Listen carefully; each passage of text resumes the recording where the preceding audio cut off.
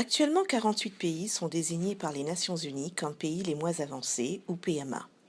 34 en Afrique, 9 en Asie, 4 dans le Pacifique et 1 dans les Caraïbes. Dans ces pays, le niveau de développement économique et humain est particulièrement faible et le taux de pauvreté élevé. Par ailleurs, la production et exportation de produits et services sont peu diversifiés. Les PMA sont particulièrement vulnérables aux chocs économiques et environnementaux et ils ont des difficultés à tirer profit de leur présence sur les marchés internationaux. Ils doivent donc faire face aux défis typiques du sous-développement qui les laissent de plus en plus à la traîne par rapport au reste du monde en développement.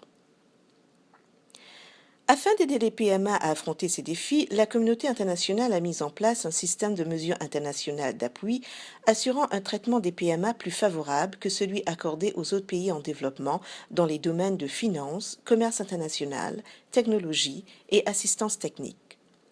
Dès qu'un pays atteint un certain niveau de développement en termes de revenus et de capital humain croissant et de vulnérabilité en baisse, il quitte la catégorie des PMA. Ce processus est appelé le reclassement.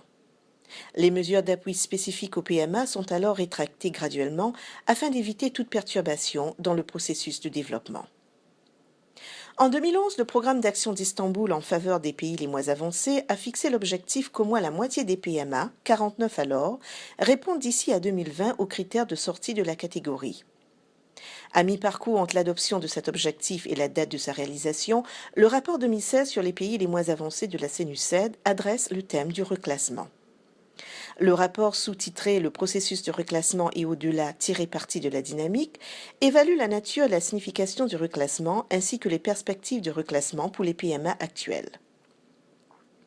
Depuis l'établissement de la catégorie des PMA il y a 45 ans, seuls 4 pays ont été reclassés, le Botswana, Cabo Verde, les Maldives et Samoa. Le reclassement de 3 autres pays, la Guinée équatoriale, le Vanuatu et l'Angola, a déjà été prévu d'ici à 2021.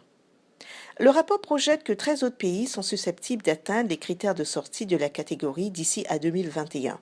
Cependant, ceci est bien en dessous des 21 requis pour atteindre l'objectif fixé à Istanbul. Selon ces projections, d'ici à 2025, la catégorie des PMA comptera 32 pays et seuls 2 d'entre eux, Haïti et le Cambodge, se situeront en dehors de l'Afrique.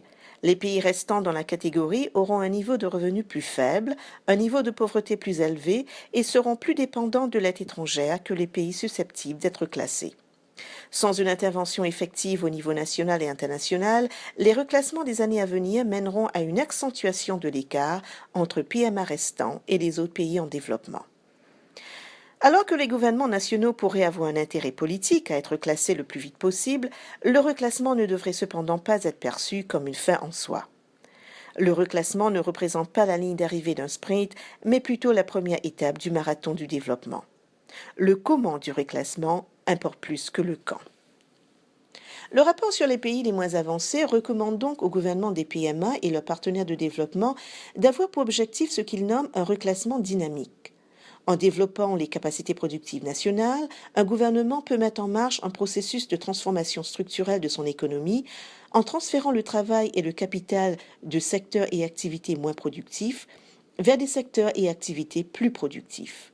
Cela contribue à créer de l'emploi, augmenter la productivité du travail et la valeur ajoutée et à élever le niveau de vie. Un tel modèle vertueux de développement aide également à diversifier la production et les exportations du pays, ainsi qu'à limiter sa dépendance aux produits de base et à augmenter sa résilience aux chocs et risques externes. Conjointement avec une préparation rigoureuse à la perte de l'accès aux mesures internationales d'appui spécifiques aux PMA suite au reclassement, le modèle jette les bases solides permettant de faire face aux défis du développement à venir, tels que le risque du piège du revenu intermédiaire.